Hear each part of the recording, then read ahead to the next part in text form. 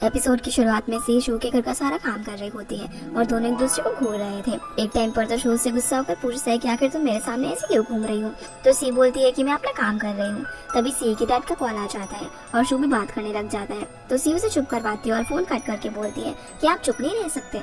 शू से बोलता है कि तुम ना सिर्फ मुझे टच करने का मौका ढूंढ रही हो। ये सुनकर सी अपने रूम में चली जाती है और वहाँ से पैसे लाकर दे देती है। फिर वो उसे बोलती है कि ये सारे वो पैसे हैं जब मैंने आपको टच किया, और बोलती है कि मुझे अपनी फैमिली से मिलने के लिए जाना है, जिस बात को शू इग्नोर करके चला जाता है। फिर हम सी और उसके डैड को युनसू के घर पर आता हुआ देखते हैं। डैड युनसू के लिए काफी सारा खाना बनाते हैं और सी उसे सर्व करती है। युनसू उनकी इतनी केयर करता हुआ देखकर काफी स्माइल करती है। और अब सी को घर आने में रात हो जाती है। तो शू उसके डोर पर ही वेट कर रहा था।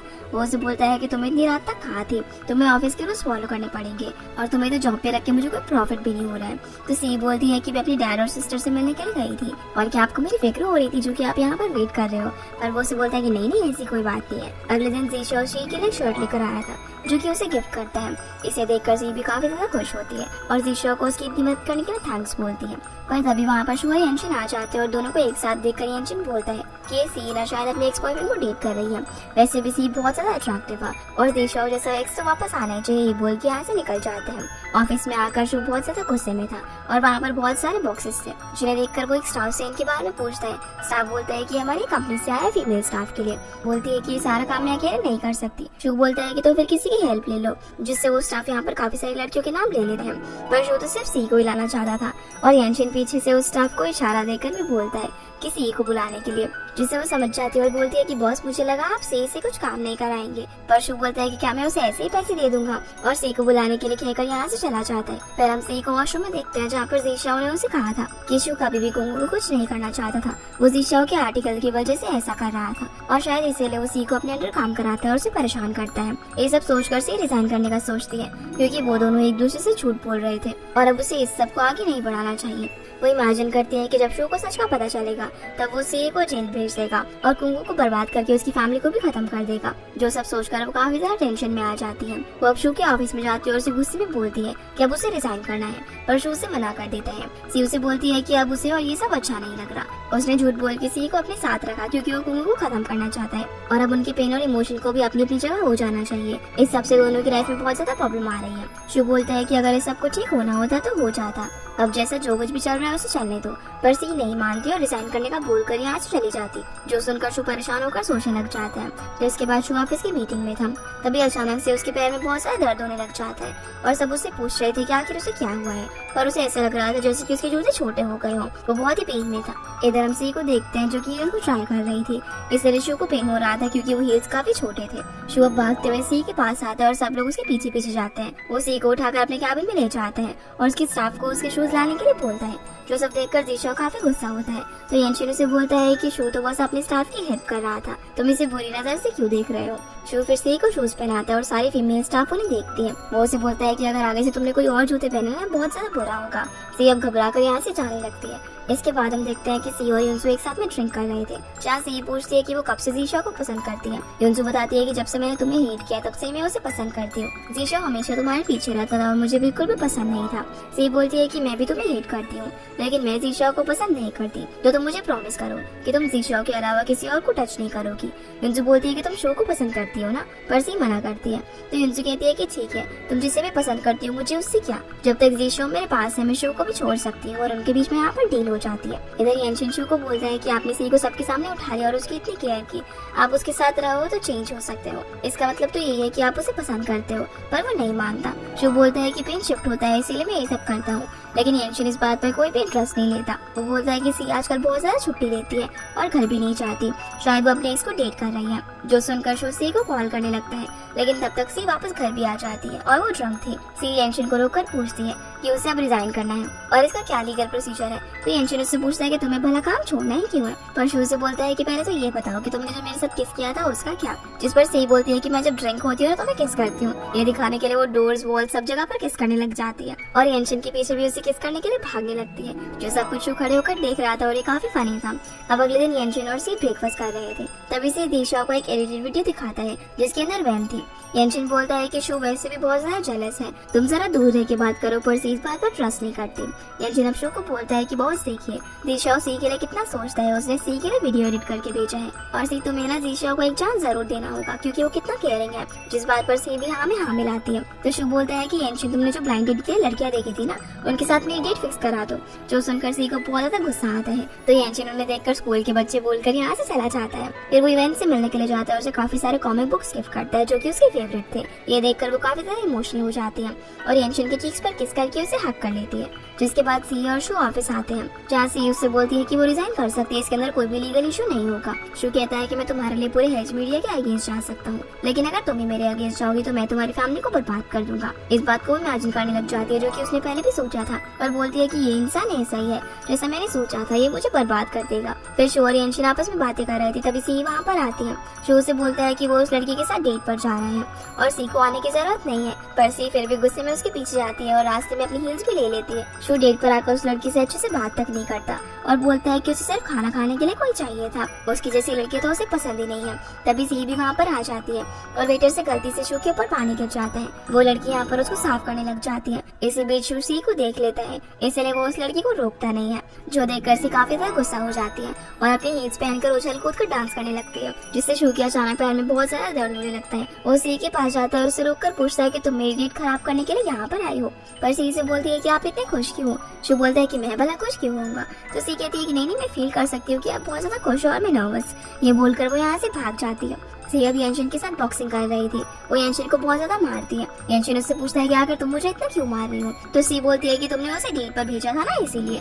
येनशिन कहता है कि भला तुम्हें किसने कहा उनका पीछा करने को, अगर ऐसा करोगे तो सारे लड़के भाग जाएंगे और बॉस तुम्हें माफ कर देंगे क्योंकि वो भी तुम्हें पसंद करते हैं और तुम भी उन्हें पसंद करती हो। सी बोलती है कि मुझे कल छुट्टी चाहिए, पर येनशिन इसका रीजन पूछता है, तो सी कहती है कि कल वैन की फाइट है और मुझे वहाँ पर जाना पड़ेगा और उसे सपोर्ट करने के लिए, इसलिए तुम शो को मना लेना।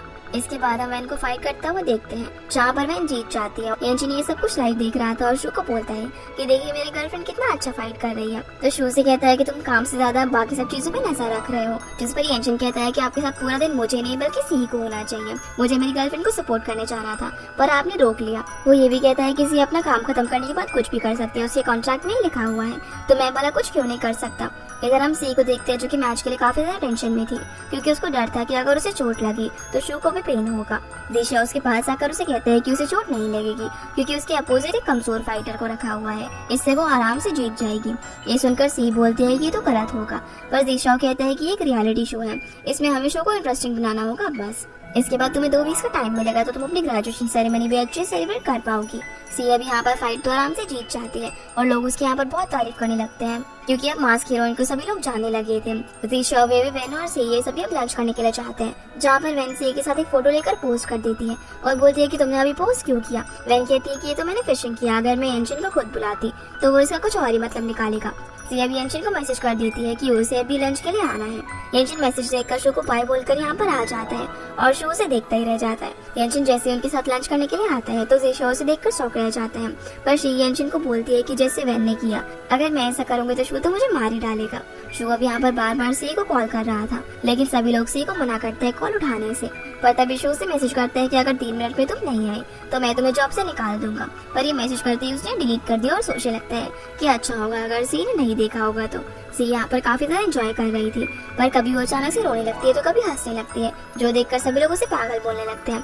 सी को यहाँ पर कुछ भी समझ नहीं आ रहा था, इसलिए वो बाहर जाकर शू को कॉल करने लगती है। इधर शू एक इमोशनल मूवी देख रहा था, वो बोलता है कि मुझे छोड़कर अपने एक्स के साथ तुम पार्टी करने के लगे हो ना, आप देखना। अब जैसे सी का कॉल आता है तो वो उसे उठाकर बोलता है कि अगर तुम घर नहीं आए तो मैं और ज्यादा इमोशनल हो जाऊंगा, इसलिए सी को वापस जाना ही पड़ता है। दिशा उसे घर छोड़ने के लिए चाहता है और पूछता है कि आखिर तुम्हें अचानक से क्या हो गया, तुम कैसे भला इतने कम टाइम में शू कितनी क्लोज आ गई कि तुम दोनों एक दूसरे के बगैर रह ही नहीं पाते। सी कहती है कि उसने मुझसे कॉन्ट्रैक्ट साइन करवाया है, अगर मैं उसकी बात नहीं मानूंगी तो मुझे गालियां देगा और बहुत टॉर्चर करेगा, जो बातें सुनकर दिशा को बहुत ज्यादा गुस्सा आता है। अब जब ये लोग घर आते हैं तब शू सी को हाथ पकड़कर ले जाने लगता है और दिशा यहाँ पर गुस्से में शू को पंच मार देता है और दोनों यहाँ पर काफी बुरी तरीके से फाइट करते हैं, पर सी दिशा को किक करके हटा देती है और बोलती है कि मैं शू की बॉडीगार्ड हूँ, मुझे ये करना पड़ा। शू बोलता है कि देखा जिसे तुम बचाना चाहते हो मुझे सेव कर रही है। ये सुनकर दिशा वहाँ से चला जाता है और फिर सी अब यहाँ पर शू को दवाई लगाती है, लेकिन शू यहाँ पर काफी ज्यादा खुश था, जो बात फील करते ही से ही बोलती है कि जीशो मेरी कितनी केयर करता है, उसे मैंने आज मारा और आप इसके लिए खुश हो रहे हो। शू कहता है कि तुम मेरी बहुत ज्यादा अच्छी बॉडीगार्ड हो, इसलिए आज से मैं तुम्हारे बहुत सारे रूल्स को चेंज कर दूंगा। तुम मुझे टच भी कर सकती हो, हग भी कर सकती हो और किस भी कर सकती हो। जो बात सुनकर सी सोचने लगती है कि कहीं मुझे पसंद तो नहीं करता, और फिर काफी ज्यादा खुश होती है। अगली सुबह सी अपनी जैस्मिन ट्री को पानी दे रही थी, तभी शू आ जाता है तो सी प्लांट को हाइड करने लगती है, पर शू देख लेता है और बोलता है कि तो अभी तक सूखा हुआ है। सी बोलती है कि मेरे रूम के अंदर धूप नहीं आती, इसलिए मैं इसे बाहर लाई थी। शू अब उस प्लांट को विंडो के सामने रख देता है धूप के लिए, और सी काफी ज्यादा खुश होकर बोलती है कि क्या अब तुम्हें इस प्लांट से कोई प्रॉब्लम नहीं है। ये बोलकर वो उसे हक कर लेती है और बोलती है कि तुमने कल कहा था ना कि मैं तुम्हें हक कर सकती हूँ, जो सुनकर वो काफी हैरान था। इसके बाद हम शू और यंशिन को बात करता हुआ देखते हैं, जहाँ शू बोलता है कि हम मीडिया को बुलाकर ये बोलेंगे कि शू युनजू के पीछे पड़ा हुआ था और युनजू की कोई भी गलती नहीं है, इससे सभी लोगों का ध्यान युनजू से हट जाएगा। इधर से वैन वेवे और जीशो के पास जाती है और उसे सब कुछ क्लियर करने के लिए बोलती है, पर जीशो कहता है कि मैं सबके सामने क्या बोलूं कि मैं उसे पसंद नहीं करता, ये कितना ज्यादा एम्बैरेसिंग होगा। सी बोलती है कि तुम उसे लाइक भला क्यों नहीं करते हो। जीशो कहता है कि तुम्हें नहीं पता कि मैं क्या फील करता हूँ, पर वेवे उनके बीच आकर इन सब बातों को घुमा देती है। उसी वक्त सी के फोन में मैसेज आता है और वो भागते हुए ऑफिस में जाती है। सी आकर पूछती है कि आपने ये बोला कि आप युनजू के पीछे पड़े हो और आप उसे पसंद करते हो, तो शू बोलता है कि हाँ मैंने बोला, और इन सब के बारे में आके तुम जानकर क्या करोगी। सी अब ज्यादा कुछ नहीं बोलती और वहाँ से चली जाती है, और इन सब के बारे में सोचकर उसे बहुत ही रोना आ रहा था। इधर शू और यंशिन घर आते हैं, जहाँ पर यंशिन बोलता है कि उसने सी को कॉल किया था, लेकिन उसका कोई भी रिप्लाई नहीं आया, और आप सब भला एक दूसरे में इतने उलझे हुए क्यों हो। जीशो युनजू को रिप्लाई नहीं दे रहा और आपने सी को रिप्लाई नहीं दिया। शू कहता है कि मैंने बस युनजू की हेल्प की है, उसने मेरी जान बचाई, और अब मैं सी पर ही ध्यान दूंगा क्योंकि मैं उसे प्यार करता हूँ। जो सुनकर यंशिन बहुत ज्यादा खुश होता है और बोलता है कि फाइनली आपने ये बात एक्सेप्ट तो की। जिसके बाद हम देखते हैं कि सी और वैन फाइट प्रैक्टिस कर रहे थे। सी यहाँ पर काफी ज्यादा गुस्से में वैन को हिट कर रही थी, जो देखकर वेवे कहती है कि ये प्यार के गुस्से में ये सब कर रही है, पर सी बोलती है कि कल उसका मैच है और उसमें या तो सी जीतेगी या फिर वैन। पर वैन कहती है कि शू खुद ही कंफ्यूज है कि वो किसे पसंद करता है, जिस पर शू कहती है कि अब तो मुझे उसे छोड़ना ही होगा। जिस बीच वैन उसे हिट कर देती है और दोनों के बीच में यहाँ पर फाइट होने लग जाती है। इधर हम शू को देखते हैं जो कि बहुत ज्यादा पेन में था। वही फाइट खत्म होते ही सी सोच रही थी कि मैं अपने पेन को फील करना चाहती हूँ, पर मैं ऐसा कर नहीं पा रही। दूसरी तरफ शू को याद आता है कि यंशिन ने उसे कहा था कि तुम काइंडनेस दिखाकर सी को अपने पास ला सकते हो, इसलिए वो उसे कॉल करके बोलता है कि उसे बहुत ज्यादा पेन हो रहा है, जो सुनकर सी खुद को रोक नहीं पाती और शू के घर पर चली जाती है, जहाँ पर वो उसे बोलती है कि मैं मेडिसिन ले आऊंगी, लेकिन शू उसे रोकता है। तो सी बोलती है कि क्या मुझे मना करके आप युनजू को बुलाओगे, जो सुनकर शू यहाँ पर वापस से बहुत ज्यादा दर्द में होने का ड्रामा करके उसे रोकता है। सी अब उसे उसके बेडरूम में लेकर जाती है और उसे बेड पर लिटा देती है, पर यहाँ वो गलती से उसके ऊपर गिर जाती है और बोलती है कि आपको दर्द नहीं होगा क्योंकि मैंने आपको टच नहीं किया है, क्योंकि वो उसके ऊपर प्लैंक पोजीशन में थी। शू से बोलता है कि तुम कल इसीलिए गुस्सा थी ना क्योंकि मैंने युनजू के लिए किया और तुम मुझे पसंद करती हो, पर सी इस वक्त इस सब की मूड में नहीं थी। वो बोलती है कि तुम युनजू को बुलाओ, उससे बात करो, मुझे इस सब के अंदर कोई भी इंटरेस्ट नहीं है, पर शू से मनाने का ट्राई करता है। उसी वक्त उसे युनजू को कॉल आ जाता है जिसे उठाना नहीं चाहता था, लेकिन सी ने उठाकर उसे स्पीकर पर डाल दिया था, जहाँ युनजू बोलती है कि अभी उसके दिल में कोई भी नहीं है और वो उससे मिलने के लिए बोलती है, जहाँ पर दोनों साथ में हो सकते हैं। जो सुनकर शू से बाद में मिलने के लिए कहता है, तो सी बोलती है कि अभी तो आपने कहा था कि आपको उससे बात नहीं करनी। तो शू कहता है कि तुम मेरे यहीं पर वेट करो, मैं बस अभी वापस आया। वो अब सीधा यहाँ से युनजू से मिलने के लिए चाहता है, जहाँ पर युनजू बोलती है कि तुम अगर मुझे पसंद नहीं करते तो तुमने मेरी इतनी हेल्प क्यों की। तो शू से यहाँ पर सब कुछ बता देता है कि वो उसे पसंद नहीं करता और उसे वो ब्रेसलेट देता है और अपनी एक्सीडेंट वाली बात बताता है, जहाँ पर हम फ्लैशबैक में देख पाते हैं कि सी और युनजू एक साथ वहाँ से जा रहे थे। तभी सी शू को ब्रेसलेट बना देती है और उसने उसकी हेल्प की थी, पर युनजू यहाँ पर उसे सच नहीं बताती कि वो सी थी। वो बोलती है कि मैंने तो सिर्फ तुम्हें कुछ वर्ड्स बोले थे और उस सब की वजह से तुम मेरी हेल्प करना चाहते हो। शू बोलता है कि हाँ, उन वर्ड्स की वजह से मैं आज जिंदा हूँ, इसीलिए तुम जो भी बोलोगी मैं उसमें तुम्हारी हेल्प करूंगा। युनजू बोलती है कि ठीक है, तो अभी के अभी अनाउंसमेंट करो कि हम दोनों डेट कर रहे हैं। सीन अब कट होकर सीधा सी पर आता है, जो कि अभी तक शू का वेट कर रही थी। इसी बीच उसे वैन का कॉल आता है और उसे याद आता है कि कल उसका मैच है, और क्योंकि शू को पेन होता ये सोचकर वो उसे मना कर देती है कि आज वो प्रैक्टिस में नहीं आएगी, लेकिन फिर भी वो कल का मैच जरूर जीतेगी। सी अब यहाँ पर इस सब के बारे में सोचने लगती है और उसे आइडिया आता है कि वो शू को सुना देगी, जिससे कि उसे पेन का पता नहीं चलेगा, इसलिए वो इंटरनेट पर इस सब के बारे में सर्च करने लगती है। इधर हम शू को देखते हैं जिसे सी ने डिनर करने के लिए घर पर आने के लिए बोला था, जो यहाँ पर काफी ज्यादा अच्छा फील कर रहा था। अब हमें यहाँ से फ्लैशबैक दिखाया जाता है जब युनजू ने शू को डेट करने वाली बात बोली थी, तो शू से मना कर देता है और बोलता है कि ये ब्रेसलेट लव नहीं खरीद सकता। मैं जब लव के बारे में सोचता हूँ तब किसी और का ख्याल मेरे दिल में आता है, और अगर तुम्हें किसी और चीज में हेल्प चाहिए होगी तो मैं जरूर करूंगा।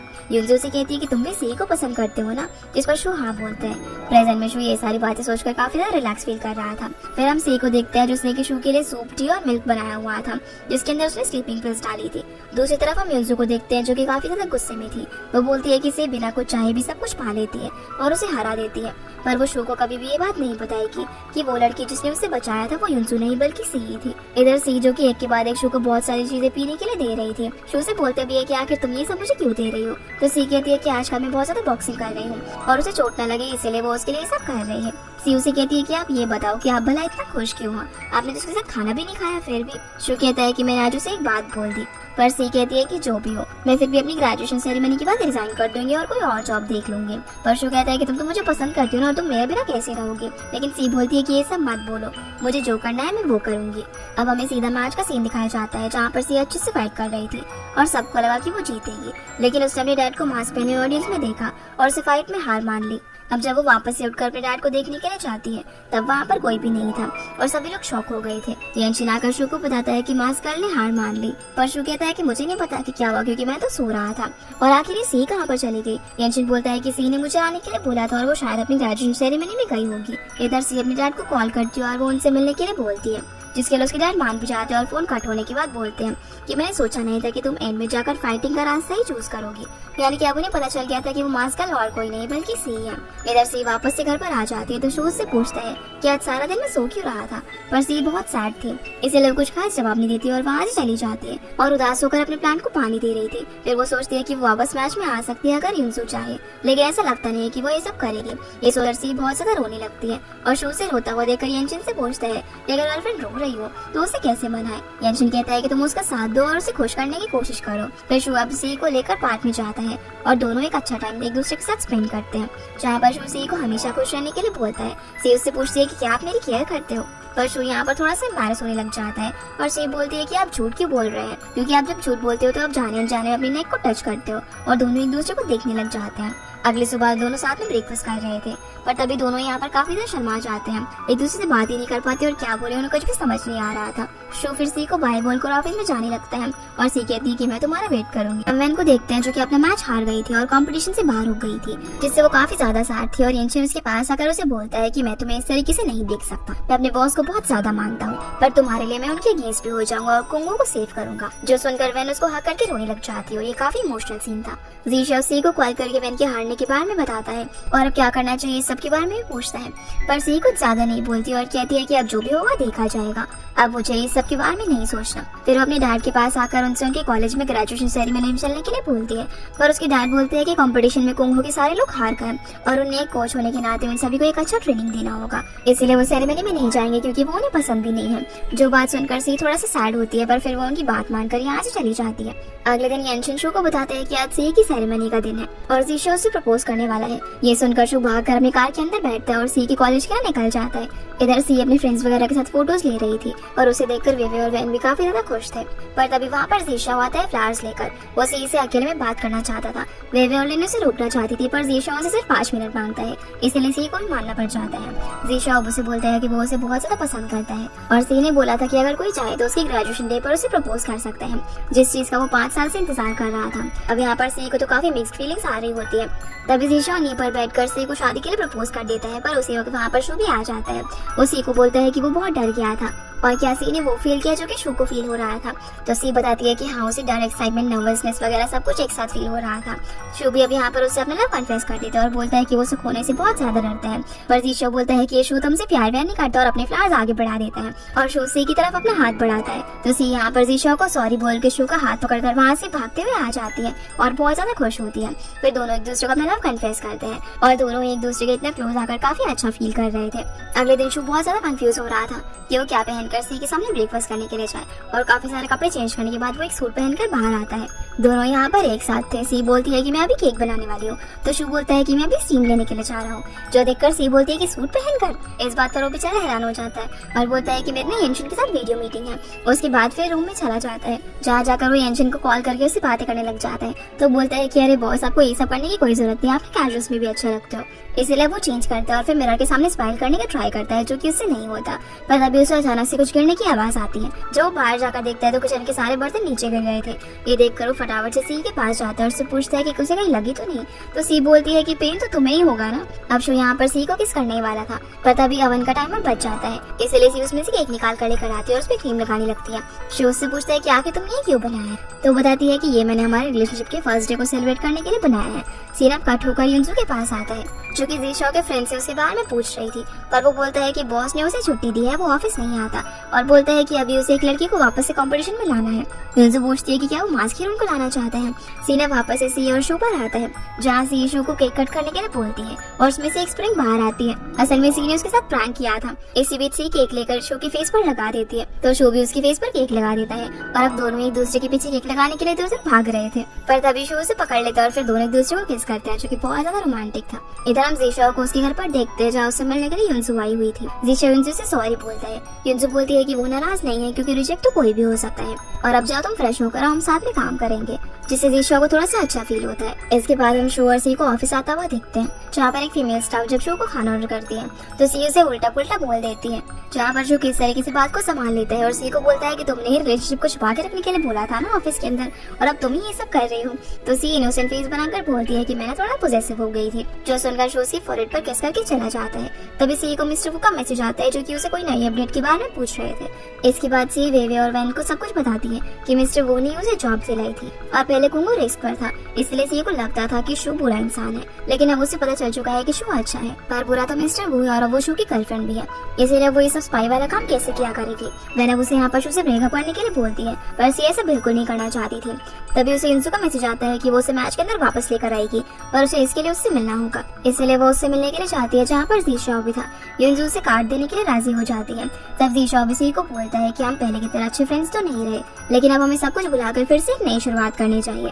इधर शो येंशिन के साथ लंच कर रहा था, तभी येंशिन बोलता है कि आपकी गर्लफ्रेंड उसके एक्स के साथ है और आपको बुरा नहीं लग रहा। शो बोलता है किसी ने मैसेज किया है कि वो जीशा और युनजू के साथ लंच करेगी। येंशिन बोलता है कि अगर मैं सी की जगह होता ना तो मुझे ऐसा लगता है कि आप मुझसे प्यार नहीं करते। ये सुनकर सी को कॉल करके 3 मिनट में वापस आने के लिए बोलता है, जो सुनकर येंशिन उसे देखते ही रह जाता है, क्योंकि उसने सिर्फ मजाक किया था। जहाँ शो को कॉल आते ही सी फटाफट से वहाँ से निकल ही रही थी। तभी जीशा उसे बोलता है कि मैच के बाद तुम्हें अपना मास्क निकालना पड़ेगा, तब शो को पता चल जाएगा कि तुमने उसे झूठ बोला है, तो फिर तुम क्या करोगी।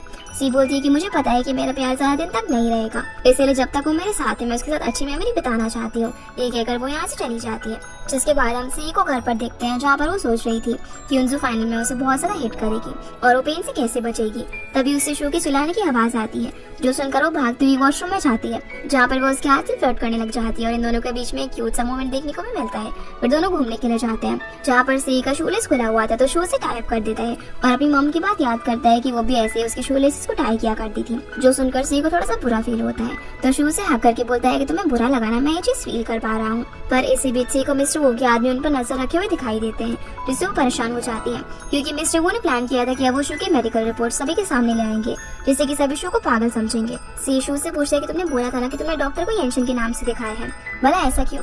जिस पर शू बताता है कि सबको अगर मेरी प्रॉब्लम के बारे में पता चल गया तो मेरे अगेंस्ट वो लोग इसे यूज करेंगे, क्योंकि एक दिमाग की प्रॉब्लम है। जो सुनकर सी अचानक से वॉशरूम का बहाना करके यहाँ से बाहर चली जाती है और स्टोर में जाकर काफी सारा मिल्क पी लेती है।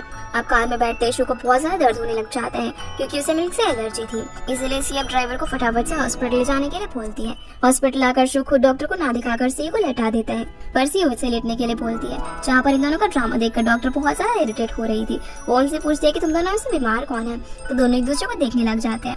इसलिए डॉक्टर बोलती है कि रुको, मैं ना तुम दोनों को ही चेक कर लेती हूँ। शू भी अब यहाँ पर सी की बेड पर ही लेट जाता है, तो डॉक्टर फिर से इरिटेट होकर शू को दूसरे बेड में जाने के लिए बोलती है और बीच में पर्दा लगा देती है। सी डॉक्टर के पास जाकर बोलती है कि शू को चेक करने की जरूरत नहीं है, उससे सिर्फ एलर्जी हो गई है, आप मुझे मेडिसिन दे दो, मैं उसे भी खिला दूंगी।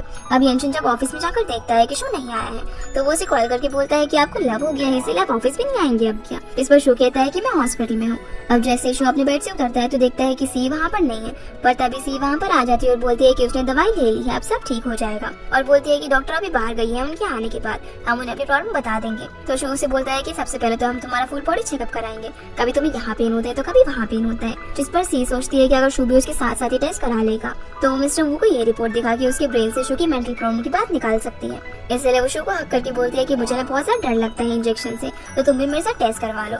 इसलिए वो भी टेस्ट कराने के लिए मान जाते हैं और दोनों अपना टेस्ट करवा लेते हैं। फिर हम मिस्टर वू के आदमियों को देखते हैं, जो कि सी और शू की हक करते हुए फोटो ले लेते हैं और मिस्टर वू को दिखा देते हैं और बोलते हैं कि ये दोनों बहुत ज्यादा क्लोज आ गए हैं। तो मिस्टर वू कहते हैं कि सी जैसी लड़कियों को समझाना बहुत ज्यादा आसान है, उन्हें थोड़ा सा डरा हुआ समझ जाएंगी और अब हमें किसी तरह शू की हेल्थ प्रॉब्लम जाननी होगी। सीन अब जी शॉप पर आता है जो कि पार्किंग में अपनी कार में बैठकर फोन पे बात कर रहा था। तभी वो सी को मिस्टर वू के साथ देख लेते हैं। वो सी के पास आकर उससे पूछता है कि तुम तो ड्राइव नहीं कर सकती ना, तो भला तुम पार्किंग एरिया में क्या कर रही हो। पर सी बहुत ज्यादा घबरा जाती है और लिफ्ट ओपन होती है वहाँ से चली जाती है। पर जीशा वहाँ पर खड़े होकर उससे बोलता है कि सी तुम मुझसे कुछ भी शेयर कर सकती हो, मैं तुम्हें हमेशा सपोर्ट करूंगा। अब सी जब अपने ऑफिस की तरफ जा रही थी तभी वहाँ पर एक इंटर्न सी को एक लेटर देती है और उसे वो शो को देने के लिए बोलती है क्योंकि वो उसे पसंद करती थी। अब सी लेटर को लेकर ऑफिस में जाती है पर शो वहाँ पर नहीं होता, इसलिए वो कैबिन के अंदर चली जाती है जहाँ पर एक फाइल रखी हुई थी जिसे वो चेक करने लगती है। लेकिन उसी वक्त शो वहाँ पर आ जाता है जिससे कि उससे फाइल रखने में गलती हो जाती है। शो सी को बोलता है कि तुम यहाँ पर क्या कर रही हो। वो उसके हाथ से लव लेटर देखकर बोलता है कि ये भला तुम्हें किसने दिया। सी उसे बताती है कि ये न्यू इंटर्न ने तुम्हारे लिए भेजा है, पर शो उसे फाड़ कर फेंक देता है। येंशिन भी यहाँ पर आ जाता है और सी को देखकर उसे बहुत ज्यादा गुस्से में बात करने लग जाता है। पर शो येंशिन को बोलता है कि न्यू इंटर्न ने मुझे लव लेटर दिया। सी को जेलसी फील हुई, इसलिए वो यहाँ पर इसे रखने के लिए आ गई और इसे जाने के लिए बोलता है। पर येंशिन को अब थोड़ा सा डाउट होने लगा था, सी काफी ज्यादा घबरा गई थी। येंशिन फिर शो को बोलता है कि मुझे तो लगता है कि सी किसी मिशन से तुम्हारे पास आई है और तुमसे लव करने लगी है। पर शो उसके सामने ये बात नहीं मानता। येंशिन बोलता है कि आपकी गर्लफ्रेंड होगी लेकिन सी हमारे अगेंस्ट ही है। शो कहता है कि मैं उस पर ट्रस्ट करता हूँ और हमेशा करूंगा। इसके बाद हम सी को मिस्टर वू से बात करता हुआ देखते हैं। तभी उसे पता चलता है कि शो अपने सारे शेयर्स को बेच रहा है क्योंकि वो किसी मुसीबत में है। वो मिस्टर वू से पूछते हैं कि मुझे इस सब के बारे में तो नहीं पता चला, भला आपको कैसे पता। तो मिस्टर वू कहते हैं कि सिर्फ अकेले तुम ही नहीं, मेरे लिए वहाँ पर बहुत सारे लोग काम करते हैं। ये सब करके सी को बहुत ज्यादा बुरा लग रहा था। वो विशिंग पॉइंट जाती है और विश मांगती है कि शो की सारे प्रॉब्लम सॉल्व हो जाए। तभी उसे वेन का कॉल आता है, इसलिए वो यहाँ से चली जाती है। उसी वक्त वहाँ पर शो भी आता है पर सी उसे नहीं देख पाती। जैसे ही सी वेन से मिलती है तो वो उसे बोलती है कि उसे शो को छोड़ना होगा वरना वो हर तरफ से फंस जाएगी। शो बहुत ही हार्टलेस इंसान है और अगर उसकी सच्चाई के बारे में पता चला तो वो उसे नहीं छोड़ेगा। सी बोलती है कि शो मुसीबत में है, मैं उसकी हेल्प करना चाहती हूँ मिस्टर वू का प्लान पता लगाकर। और शो जितना मुझ पर ट्रस्ट करता है उतना वो किसी और पर नहीं करता। मैंने गलतियां की है पर मैं उसका ट्रस्ट नहीं तोड़ना चाहती, मैं उसे मिस्टर वू से बचा कर ही रहूंगी।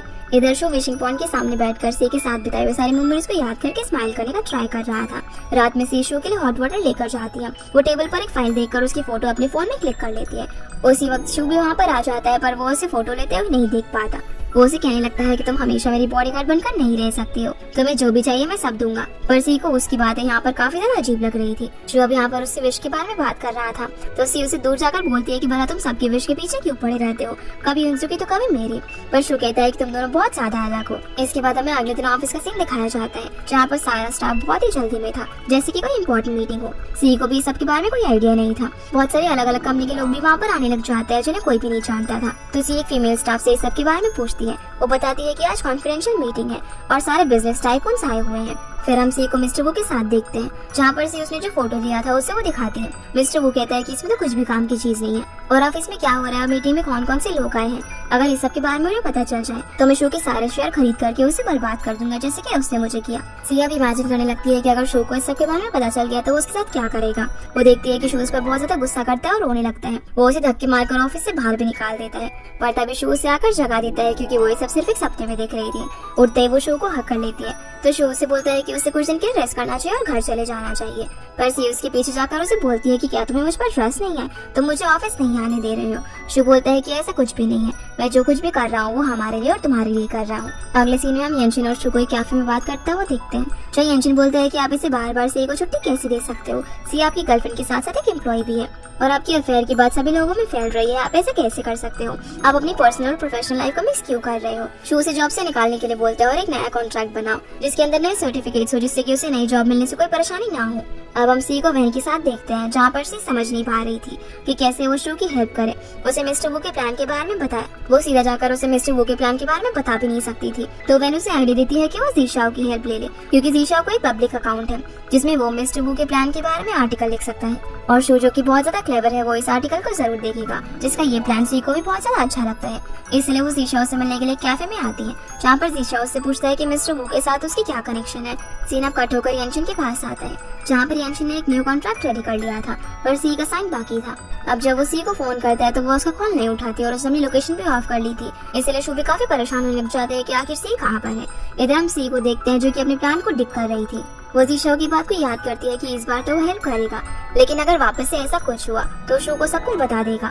अब जैसे शो भी घर पर आता है तो सी के पास आकर उसे बोलते हैं कि अरे तुमने तो इस प्लान को जड़ से ही उखाड़ दिया। तो सी बोलती है कि मैं तो इसे बचाना चाहती थी, लेकिन ये शायद मेरी गलती की वजह से मर गया। उसे सैड देखकर अब शो से यहाँ से लेकर जाते हैं। फिर हम जीशा को देखते हैं जो कि अपने लैपटॉप पर मिस्टर वू के इन्फॉर्मेशन के बारे में पोस्ट कर रहा था। यंशिन ये सब देखकर शो को कॉल करने लगता है, पर शो सी के साथ था इसलिए वो फोन नहीं उठाता। वो सी को बोलते हैं कि उसे अब जॉब पर आने की जरूरत नहीं है और उसने उसके लिए न्यू कॉन्ट्रैक्ट बनवाया है, पर सी को ये सब नहीं करना था। वो शो से इस सब की वजह पूछती है, पर वो उसे वापस से अपने घर जाने के लिए बोलता है। सी उससे बोलती है कि क्या तुम मुझसे ब्रेकअप कर रहे हो, पर उसी वक्त शो को यंशिन का कॉल आता है, इसलिए लोग बिना जवाब दिए यहाँ से चला जाता है। अगले दिन शो ऑफिस में आकर जीशा से बात करता है और पूछता है कि तुम्हें कैसे पता कि मिस्टर वो क्या प्लान कर रहा है। तो जीशा बोलता है कि मैं एक जर्नलिस्ट हूँ और ये सब बातें निकालना मेरे लिए कोई बड़ी चीज नहीं है, मैंने तो आपकी हेल्प भी की है, मैं आपको अलर्ट कर रहा हूँ। पर शो ये सबसे जीशा को दूर रहने के लिए बोलता है। जीशा पूछता है कि क्या आपको सब पता है, लेकिन शो कुछ नहीं बोलता। यंशिन उसे कहता है कि अगर मिस्टर वो को पता चला ना कि ये आर्टिकल तुमने लिखा है तो वो तुम्हें नहीं छोड़ेगा, इसीलिए बच के रहना। इस आर्टिकल को ज्यादा लोगों ने नहीं देखा, इसलिए इस अकाउंट को बंद कर दो। इसके बाद जीशा सी से मिलता है और बोलता है कि उसका अकाउंट बंद हो गया है और अब शो को भी मिस्टर वो के प्लान के बारे में पता है, तो उसे अब इस सब की फिक्र नहीं करनी चाहिए। पर सी बोलती है कि जैसे तुम मुझे बचाना चाहते हो ऐसे मैं भी शो को बचाना चाहती हूँ। सी अब यहाँ से सीधा शो के घर जाकर उसका नया कॉन्ट्रैक्ट फाड़ देती है और बोलती है कि वो जॉब नहीं छोड़ेगी और वो उसे भी छोड़कर कहीं नहीं जाएगी। अगर उसे किसी ने निकालने की कोशिश की तो उसका हाल बुरा होगा, ये बोलकर वो यहाँ से चली जाती है। इसके बाद जीशा, उसका फ्रेंड वेवे और सी सभी लोग साथ में गेम खेलने के लिए आए हुए थे, जहाँ जीशा का फ्रेंड सोचता है कि वो उसकी और सी की एक साथ फोटो लेकर शो को सेंड करेगा और उसे जेलस फील कराएगा। इस सब में वेवे भी उसका साथ देती है। अब जब ये लोग गेम के अंदर काफी अच्छे से खेल रहे होते हैं तभी जीशा का फ्रेंड उनकी फोटो ले लेता है और बोलता है कि अगर शो बीच में नहीं होता तो आज दोनों एक साथ होते। इधर शो सी के प्लान को पानी दे रहा था, तभी यंशिन उससे पूछता है कि मुझे लगा वो आपके अगेंस्ट है, लेकिन उन्होंने तो मिस्टर वू का प्लान ही बता दिया, जिससे कि शो को समझ आ जाता है कि ये सब जीशा ने नहीं बल्कि सी ने किया है उसे बचाने के लिए। अपने यंशिन सोशल मीडिया पर सी के फोटोज को देखकर बोलता है कि देखिए सी आपसे गुस्सा होकर जीशा के साथ टाइम स्पेंड कर रही है। ये देखकर शो यंशिन को बोलता है कि मैं इनको कॉल करके पूछो कि सी कहाँ पर है। यंशिन अब एड्रेस लेता है और शो बोलता है कि सी मेरी हेल्प कर रही थी, मुझे बचाना चाहती थी, इसलिए वो जॉब नहीं छोड़ना चाहती और चाहे कुछ भी हो जाए सी मेरी गर्लफ्रेंड है तो मुझे उसके पास होना चाहिए।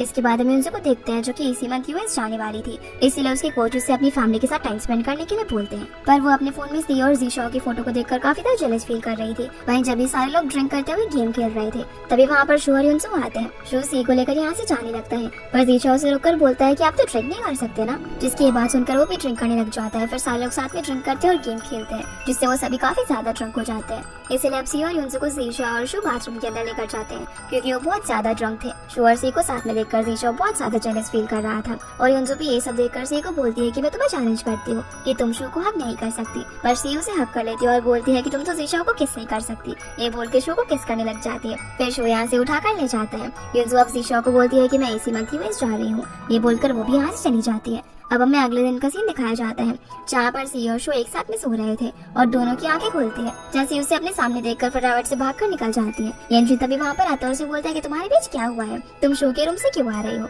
पर तभी वहाँ पर शो भी आ जाता है। ये देखकर सी भाग के घर से निकल जाती है। यंशिन बोलता है कि कल आपने सबके सामने बोला कि सी मेरी है और एक वीडियो दिखाता है जिसमें शो सी को किस कर रहा था। ये सब देखकर शो बहुत ज्यादा रिग्रेट फील कर रहा होता है। वो बोलता है कि जिसके पास ये वीडियो है ना वो सबके फोन से डिलीट करवा। वो यंशिन को भी बोलता है पर वो इस बात को इग्नोर कर देता है और शो उसके पीछे पीछे भागता है डिलीट करने के लिए। सी भी अब जब इस वीडियो को देखती है तो ब्लश करने लग जाती है और लास्ट नाइट कैसे किस हुआ ये सब याद कर रही थी, जहाँ हमें उनका रोमांटिक सीन दिखाया जाता है। फिर ये सब वो वेवे और लिन को भी बताती है और काफी ज्यादा ब्लश कर रही थी। इसके बाद ऑफिस में शो काफी ज्यादा अजीब चीजें कर रहा था। यंशिन भी नोटिस करता है और उससे मजाक में बोलता है कि उसने सी को कॉल किया है पर उसके हाथ में फोन नहीं था, जो सुनकर वो फटाफट से एक्साइटेड होकर मिरर के अंदर देखता है। तो यंशिन बोलता है कि आप भला बच्चों की तरह क्यों बिहेव कर रहे हो, मैं तो मजाक कर रहा था, अब कल आपने क्या किया ना ये सबको पता चल गया जैसा आप बिहेव कर रहे हो उससे। वो अब शो से बहुत ज्यादा मजे ले रहा था, इसलिए शो से रूम से बाहर निकाल देता है।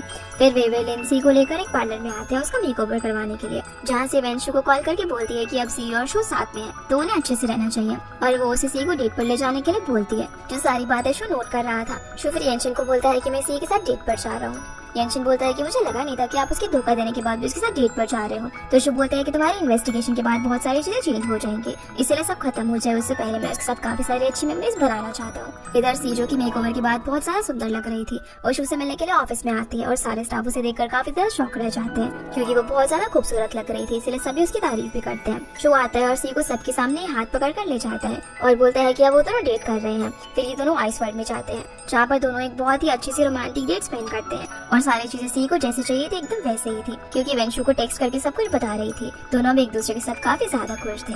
सीन अब मिस्टर वू पर आता है, जहाँ उसे भी शू और सी के रिलेशनशिप के बारे में पता चल गया था और अभी मिस्टर वू ने हेज ग्रुप के शेयर्स भी खरीद लिए थे, पर क्योंकि हेज ग्रुप अभी फाइनेंशियल सपोर्ट ढूंढ रहा था और उन्हें कोई लोन भी नहीं मिल रहा था, इसलिए मिस्टर वू बोलते हैं कि अभी हमें सिर्फ शेयर पर ध्यान देना होगा। सीना वापस से एंशिन पर आता है, जिसने कि एक डिटेक्टिव को सी के बारे में पता लगाने के लिए बोला था और उसे सब कुछ पता चल गया था कि सी और युनसू सिस्टर्स है और मिस्टर ली सी के डैड और कुंगू के कोच है। वो उसके फोन रिकॉर्ड से उसने मिस्टर वू से बात की ये भी पता लगवा लेता है और उसने उस रेसलिंग शो के अंदर पार्ट लिया। उसे ये सब कुछ भी पता चल गया था कि वही मास्क गर्ल है। जो सब कुछ जानने के बाद एंशिन बहुत ज्यादा शॉक हो जाता है और उसे ये सारी बातें सीक्रेट रखने के लिए बोलते हैं। फिर हम सी और शो को देखते हैं जो कि स्नोलैंड में स्नोफॉल करवाते हैं और शो यहाँ पर स्नोफॉल में उसे किस करने की विश पूरी करता है, जो कि उसे वेन ने टेक्स्ट करके बताई थी। जिसके बाद हम एंशिन और वेन को देखते हैं, जहाँ पर एंशिन वेन को सी की फाइल देते हैं और उसे बोलते हैं कि उसे अब सब कुछ पता चल गया है। वेन उसे बोलती है कि तुम्हें जो करना है कर लो, लेकिन शो को अभी कुछ मत बताना। जो सुनकर एंशिन गुस्से में बोलता है कि तुम्हें अभी भी सी की फिक्र है। वेन कहती है कि जब से मैं इस सिटी के अंदर आई थी तब मेरे पास खाना भी नहीं था, लेकिन उसकी फैमिली ने मुझे प्यार दिया और सपोर्ट दिया। सी ने हमारे लिए बहुत कुछ किया है और वो शो से प्यार करती है। उसे फर्स्ट टाइम लव हुआ है, चाहे भले ये प्यार कुछ दिनों के लिए हो, क्योंकि फाइनल्स के बाद सी अपना मास्क उतार देगी और सबको पता चल जाएगा कि वही मास्क गर्ल है। पर एंशिन यहाँ पर कुछ नहीं बोलता, मतलब कि वो सब कुछ शो को बताने वाला था। तो वेन उसे बोलती है कि तुम्हें जो ठीक लगे वो करो और कार से उतर जाती है। जो सुनकर एंशिन बहुत ज्यादा सैड होता है और रोता भी है।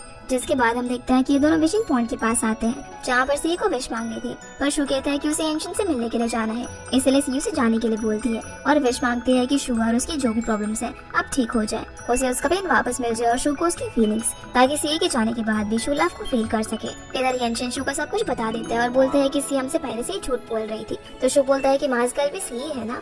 जो सुनकर एंशिन पूछता है कि आपको कैसे पता। शू बताता है कि मुझे शक था। एंशिन कहता है कि जी शाओ, सी, वेन, युनसू इन सब ने हमसे झूठ बोला और हमें जाल में फंसाया, लेकिन शू बोलता है कि सी ने जो भी किया अपनी फैमिली के लिए किया और सी ने मुझे बचाया है। वो सिर्फ मेरा प्यार चाहती है, इसलिए तुम उसे कुछ मत बोलना और अगर वेन को भी सब कुछ पता है तो उसे भी मना कर देना कि वो सी को इस सब के बारे में कुछ ना बताए। तभी सी शू को बुलाने लग जाती है तो वो उसके पास जाता है और उसे पीछे से हक करके उसे कैंडी देता है। वो उसे कहता है वो उसके साथ हमेशा और वो उसे बहुत ज्यादा प्यार करता है, पर मैं तुम्हारी उतनी केयर नहीं करूंगा जितनी की पहले करता था। शो फिर यहाँ पर मन ही मन में सोचने लग जाता है कि शायद सी अब खुद की फीलिंग से पता लगा लेगी कि वो मुझसे प्यार करती ही नहीं थी। फिर दोनों एक दूसरे के सामने आते हैं और दोनों थोड़े से सैड थे। सी उसे हक करके बोलती है कि तुम ये मत कहना कि तुम अब मुझे प्यार नहीं करते, तुम्हारी फीलिंग्स चेंज हो गई है, ऐसा मत बोलना, मैं तुमसे बहुत ज्यादा प्यार करती हूँ। रोने लग जाती है। तो शू बोलता है कि मैं भी तुमसे बहुत ज्यादा प्यार करता हूँ, जब से तुमने मुझे हक किया मेरा हाथ बहुत जोर से बीट करता था। और दोनों एक दूसरे को हक करते हैं। फिर हम मिस्टर वू को देखते हैं, जिसने की सारे शेयर होल्डर्स की मीटिंग रखी हुई थी और बोला कि हेज ग्रुप में जो भी शू के शेयर्स थे अभी सब जगह से कम हो गए और बाकी शेयर्स वो खरीद लेगा। अब हेज ग्रुप उनका है और शू को कंपनी चलाना नहीं आता,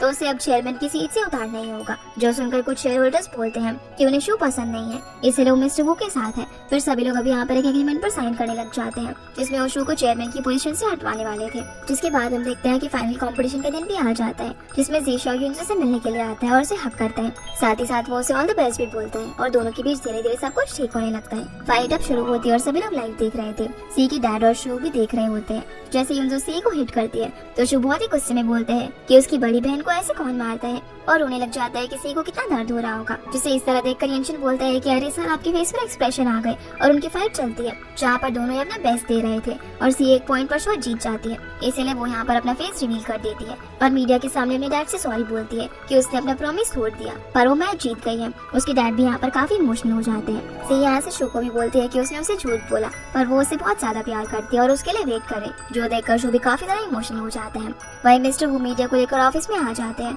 और सभी को बताते हैं कि उन्होंने शो को चेयरमैन की पोजीशन से हटा दिया है। वो ये भी बताता है कि सी हमेशा से ही मेरे साथ थी। जो सुनकर शो बोलते हैं कि अभी मेरे पास 10 दिन है, तो 10 दिन बाद यहाँ पर आना, आप यहाँ से निकलो। मिस्टर वू बोलता है कि अगर तुमने कुछ भी किया तो मैं सी को नहीं छोड़ूंगा और अगर तुम उसे बचाना चाहते हो तो अच्छे से मान जाओ। सी भी ये न्यूज देखकर फटाफट से ऑफिस आती है, क्योंकि उसे सब कुछ पता था, पर मेन गेट पर मीडिया थी, इसलिए वो पार्किंग से जाने लगती है, जहाँ मिस्टर वू के आदमी उसे रोककर बेहोश कर देते हैं। इधर एंशिन और शो पैसे का इंतजाम कैसे करेंगे इस सब के बारे में सोच रहे थे। एंशिन बोलता है कि उसे सी को इस सबसे दूर रखना चाहिए था। तभी वैन आती है और सी के बारे में पूछती है, लेकिन सी वहाँ पर आई ही नहीं थी। शो भागते हुए सीसीटीवी रूम में आता है, जहाँ से उसे पता चल जाता है कि वो पार्किंग से गई थी। इस तरह वे तीनों पार्किंग में आते हैं, जहाँ पर एक कार बहुत ही स्पीड से गुजरती है। सी वहाँ पर बेहोश पड़ी हुई थी, तो शो उसके पास जाता है और कार लाने के लिए बोलते हैं। फिर वो उसे उठाकर ले जाने लगता है और उसके साथ की सारी मेमोरी को याद करता है। दूसरी तरफ हम युनसू को देखते हैं, जो कि बहुत सैड होकर बैठी हुई थी, क्योंकि वो सी से हार गई थी। तभी उसके डैड उससे मिलने के लिए आते हैं और उसे चॉकलेट भी देते हैं। चाहे युनसू उनसे बोलती है कि आपने मुझे हमेशा हर्ट किया है, आपने सी को कॉलेज भेजा और मुझे बॉक्सिंग रिंग जबकि मुझे फाइट करना बिल्कुल भी पसंद नहीं था,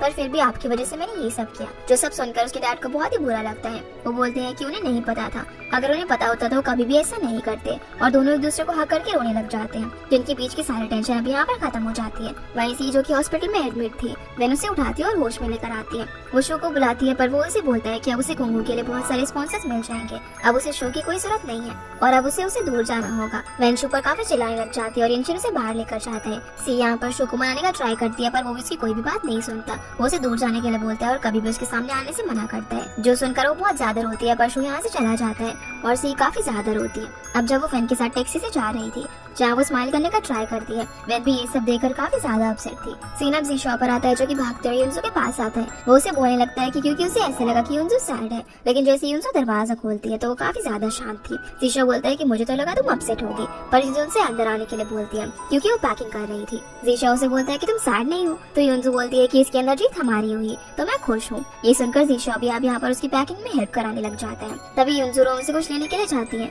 जहाँ पर एक बॉक्स में से जीशा को पेन मिलता है और उसे फ्लैशबैक में याद आता है कि उसने एक ड्रिंक दिया था युनसो को उसके मैच जीतने पर, और फिर यहाँ से युनसो ने पेन ले लिया था। तभी युनसो आ जाती है और पेन को रख देती है। वो बोलती है कि सी को कुछ हुआ है, उसे डैड का कॉल आया था। जीशा उसे बताता है कि सी स्पाई है, इसके बारे में शो को पता चल गया, पर मुझे लगा कि पहले मैं तुमसे मिल लूं। जो सुनकर युनसो को अच्छा लगता है कि आज जीशा पहली बार उसके पास पहले आया था। फिर हम सी को देखते हैं, जो कि न्यूज में शो के चेयरमैन की सीट ले ली जाएगी। ये सुनकर बहुत ज्यादा रोने लगती है। दूसरी तरफ हम शो को देखते हैं, जो कि खुद भी बहुत ज्यादा रो रहा था और रिपीट पर सी के कंपटीशन जीतने के बाद का इंटरव्यू देख रहा था। तभी उसे याद आता है कि सी ने कहा था कि जब वो दोनों डेट पर गए थे, सी ने शो को लेमन खाने के लिए बोला था। अब उसे जैसे ही शो खाता है तो वो बोलता है कि वो अपने प्यार के अंदर कभी भी ऐसा टेस्ट नहीं आने देगा। तो सी बोलती है कि तुम हमेशा इस लेमन की टेस्ट को याद रखना, और जब भी मैं तुम्हें हर्ट करूँ तो मुझे माफ मत करना। शो अब यंशन को उसके लिए लेमन जूस लाने के लिए बोलता है, पर वो उसकी वजह से बहुत ज्यादा थका हुआ था और ना चाहते हुए भी उसे जाना ही पड़ता है। इधर जीशा और युनसो दोनों ही सी को समझा रहे थे कि वो अब सब कुछ भूल जाए, लेकिन वो बहुत ज्यादा सैड थी। युनसो उसे हंसाने का भी ट्राई करती है और सभी लोग शॉक हो जाता है कि युनसो भी ऐसे सी के लिए कर सकती है। तो जीशा बोलता है कि ये दोनों ऐसे ही बड़ी हुई है। युनसो से बोलती है कि तुम सच में सैड हो, तो सी बोलती है कि मेरा दिल टूट गया है, जिस पर युनसो कुछ सोचकर वहाँ से निकल जाती है। वही एंशन जिसने अभी उस डॉक्टर को कॉल किया जिसने शो की ट्रीटमेंट की थी, वो उसे बोलता है कि शो बहुत ज्यादा रो रहा है। तो डॉक्टर बोलता है कि ये तो होना ही था, उसके अंदर सारे इमोशंस एक साथ बाहर आ रहे हैं, अगर कुछ प्रॉब्लम हो जाए तो मुझे कॉल कर लेना। फिर एंशन लेमन जूस लेकर शो के पास जाता है। जैसे ही वो उसे पीता है तो उसे एक गंदा सा टेस्ट आता है। फिर वो उसे बोलता है कि मुझे कॉटन कैंडी खाना है। जो सुनकर एंशन गुस्से में बोलता है कि आपने ये ब्रेकअप किया है और आपकी वजह से मैं वैन के पास भी नहीं जा पा रहा। तभी शो बोलता है कि आज जो भी हुआ उसके बाद अगर वो मेरे साथ होगी तो उसकी जान को खतरा है, इसलिए अब जब ये सब खत्म हो जाएगा तो मैं उसे वापस अपने पास ले आऊंगा। तभी उसे युनसो का कॉल आता है और वो उससे मिलने के लिए बुलाती है। पहले तो शो नहीं जाना चाहता था, लेकिन युनसो ने उसकी जान बचाई थी, इसलिए अब उसे आना ही पड़ता है। युनसो यहाँ पर शो को ब्रेसलेट देकर सब कुछ बता देती है कि उस दिन सी ने उसकी जान बचाई थी और युनसो ने उसे झूठ बोला था। सी इस ब्रेसलेट को बहुत ज्यादा लकी समझती है, इसीलिए एक मुझे और एक उस एक्सीडेंट होने वाले इंसान को दिया था। जो सब जानकर शो बोलता है कि इसका मतलब ये है कि मेरा और सी का मिलना किस्मत में लिखा हुआ था। अगले दिन से शो सी को हर जगह पर इमेजिन करने लगता है और यंशन को कॉल करके ब्रेकफास्ट लाने के लिए बोलता है। पर तभी एक पार्सल आता है जिसमें एक पॉट था। उसे याद आता है कि सी ने जैस्मिन प्लांट के लिए मंगवाया था और ये भी बोला था कि फ्यूचर में वो उसकी केयर करेगा, इसलिए अब शो ऐसा ही करता है। तभी यंशन आता है जो कि कॉटन कैंडी और लेमन जूस ट्राई कर रहा था। जैसे शो आता है फिर दोनों एक साथ ट्राई करते हैं। यंशन बोलता है कि मुझे कोई फर्क नहीं पड़ता, अब मैं वैन के पास जा रहा हूँ, अगर अब नहीं किया तो मैं उसे खो दूंगा, जो कि मैं नहीं चाहता। शो यहाँ पर उसे रोकने का ट्राई करता है, पर यंशन बोलता है कि मैं आपकी और सी के बीच में नहीं आऊंगा, लेकिन वैन के बिना मैं नहीं रह सकता, और वहाँ से चला जाता। बाद में एक आदमी वैन के पास फ्लावर बुके लेकर जाता है। बाहर यंशन खड़ा हुआ था। तभी वो आदमी उसके पास भागता हुआ आता है और कहता है कि उस लड़की ने कहा है कि अगर मैं उसके पास बुके लेकर गया तो वो मुझे मार डालेगी। तभी वैन भी वहाँ पर आ जाती है और उसे फ्लावर्स देकर यहाँ से जाने के लिए बोलती है। यंशन उसे समझाता है कि उसने गलती की है, पर वो उसे बहुत ज्यादा प्यार करता है। पहले वो उस पर गुस्सा था, लेकिन अब वो उसे खोना नहीं चाहता। शो ने अभी कुछ ज्यादा ही कर दिया है जिसके अंदर यंशन की अब कोई गलती नहीं है। वैन उठकर जाने लग जाती है, पर वो यंशन की बातें सुनकर स्माइल करती है। तो यंशन बोलता है कि मुझे पता है कि अगर तुम चली जाओगी ना तो वापस नहीं आओगी, पर मेरे साथ प्लीज तुम ऐसा मत करो। तभी वैन उसके पास आकर उसे अपनी टाई देती है जो कि उसने उसे गिफ्ट किया था, लेकिन गुस्से में उसने उसे वापस भी ले लिया था, इसलिए वो उसे फिर से लौटा रही थी। जिसे यंशन समझ जाता है कि उसने उसे माफ कर दिया है, इसलिए वो वैन को यहाँ पर हक कर लेता है। फिर शो जो कि अपने ऑफिस स्टाफ को एक फाइल देता है और बोलता है कि अभी भी वो चेयरमैन है, 10 दिन के बाद मिस्टर वू होंगे, तो अभी उसका काम सभी को करना होगा। और वो फाइल कुंगू को रीबिल्ड करने का था। अब मिस्टर वू को जैसे ही पता चलता है कि वो कुंगू को रीबिल्ड करने वाला है तो उन्हें लगता है कि शो ये सब इसीलिए कर रहा है क्योंकि वो सी से नाराज है। वो बोलता है कि वैसे भी मैं कुंगू को रखना नहीं चाहता था और अच्छा है अगर शू से रिबिल्ड करने के लिए कह रहा है क्योंकि इसमें उनका ही फायदा है। अगले दिन सीसी चारों लड़कियों के पास आता है और बोलता है कि एक गुड न्यूज है और एक बैड न्यूज, जिसमें से गुड न्यूज ये थी कि 10 कंपनियां अब कुंगू को स्पॉन्सर करना चाहती थी, जो सुनकर सी बोलती है कि क्या शू को पता है कि हम हेज ग्रुप के साथ हैं। पर तभी वो उसे बैड न्यूज के बारे में बताता है कि शू ने कुंगू को रिबिल्ड करने के एग्रीमेंट पर साइन कर दिया है और ये उसका प्रेसिडेंट के टाइम का आखिरी प्रोजेक्ट है, जो सुनकर सी को बहुत ही बुरा लगता है और रोड पर चलते हुए भी वो ये सोच रही होती है कि क्या शू उससे सच में इतना ज्यादा नफरत करता है। इधर शू येनशिन के साथ अपने मास्टर जिनका नाम जैक है उनसे वीडियो कॉल पर बात कर रहा होता है। वो बहुत ही ज्यादा नॉटी टाइप के थे और उसे समझाते हैं कि अभी बिजनेस चलाने के लिए उसे इमोशंस को भी देखना होगा। जिसके बाद हम सी को देखते हैं जो कि शू के घर पर आकर दरवाजा ओपन करने की कोशिश करती है, पर उसने अपने घर का कोड चेंज कर लिया था, इसलिए वो उसे जोर जोर से चिल्लाकर बुलाने लग जाती है। तो येनशिन और शू चुप हो जाते हैं। अब क्योंकि यहाँ पर सी को कोई नहीं दिखता इसलिए उसे यहाँ से जाना पड़ता है। येनशिन उसे आकर बताता है कि वो चली गई है और फिर वो अपनी कार से उसके पीछे जाता है। एक बार के लिए सोचता है कि वो उतर के बात करे, लेकिन वो ऐसा नहीं करता और वहाँ से चला जाता है। फिर हम मिस्टर ली, वेवे, वेन युनजू इन सभी को बात करता हुआ देखते हैं क्योंकि सी को क्या हुआ है वो ये जानना चाहते थे और मजबूरन युनजू को उन्हें सब कुछ बताना पड़ जाता है। सीन अब शू पर आता है जो कि सी के रूम में आता है। तभी उसे सी का कॉल आता है लेकिन वो उसे नहीं उठाता, जिस वजह से वो बहुत ज्यादा रोने लगती है और बोलती है कि क्या शू उसे इतना ज्यादा हेट करता है कि वो उसका फोन भी नहीं उठा रहा।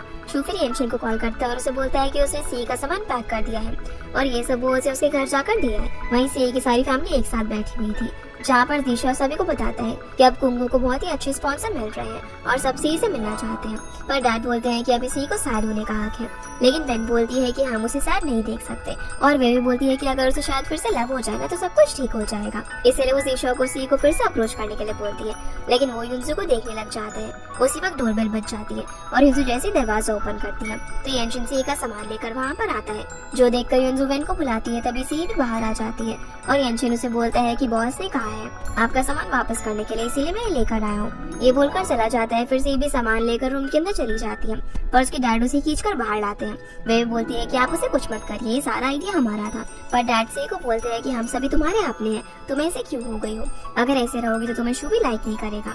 तुम्हारे लिए सभी लोग बहुत ही परेशान हो रहे हैं। तो उसे भी अब अपनी गलती रियलाइज होती है, इसलिए वो सबको सॉरी बोलती है और फिर डैड इन सभी लोगों को साथ में डिनर करने के लिए लेकर जाते हैं। फिर हम वेन को देखते हैं जो कि येनशिन को कॉल करती है। येनशिन के साथ वहाँ पर शू भी था और वो उससे फोन स्पीकर पर करवाता है। वेन बोलती है कि मुझे तुमसे ब्रेकअप करना है। आज जब तुम घर आए थे ना तो सी की हालत और भी ज्यादा खराब हो गई थी और अगर तुम मुझसे मिलोगे तो सी को शू की याद आएगी, इसीलिए हम ब्रेकअप कर लेते हैं। ये बोल के वो कॉल कट कर देती है। जो सुनकर येनशिन तो वेन के पास जाने वाला था पर शू से रोक लेता है और उसे सोच समझ कर फैसला लेने के लिए कहता है। इसके बाद हम देखते हैं कि युनजू और सी एक ही रूम के अंदर सो रहे थे और दोनों को ही नींद नहीं आ रही थी। युनजू बोलती है कि उसे अभी अब्रॉड नहीं जाना, उसे यहीं पर रुककर कुंगू की हेल्प करनी है। जो कुछ उसे करना चाहिए था वो सब उसके बदले सी ही ने किया। मैं बहुत ज्यादा सेल्फिश हो गई थी।